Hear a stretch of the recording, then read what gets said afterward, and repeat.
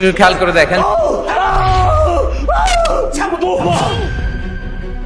তুমি আমার পায়ের মধ্যে গরম পানি দিও না, পা পুড়ে গেছে।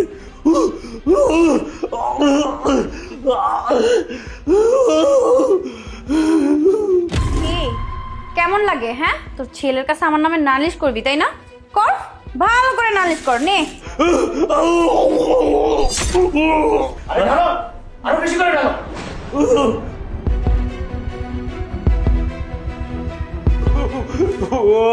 রাতুল, বেলটা বের করো।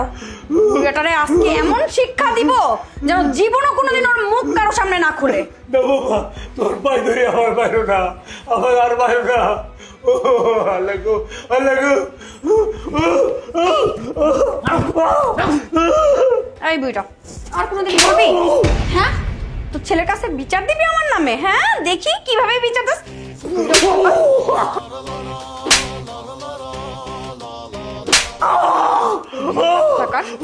তোর যদি এই শিক্ষা না হয় না, কোনোদিনও তোর শিক্ষা হবে না।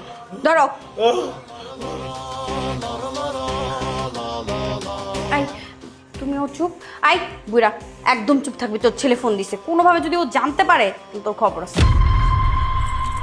হ্যালো নিভা, তুমি কেমন আছো? এই তো ভালো আছি। আচ্ছা, বাবা কোথায়? বাবাকে একটু ফোনটা দাও তো, ওনার সাথে একটু কথা বলি। হ্যাঁ, তুমি তো লেট করে ফেলছো। বাবা তো একটু বাজারে গেছে। আচ্ছা, আমার হাতে না একটা কাজ, আমি কাজটা শেষ করি, পরে তোমার সাথে কথা বলছি। রাতুল, এই বুড়ার বাচ্চার যথেষ্ট শাস্তি হয়েছে। চলো এখন আমরা একটু কোয়ালিটি টাইম স্পেন্ড করি। আল্লাহ, আল্লাহ।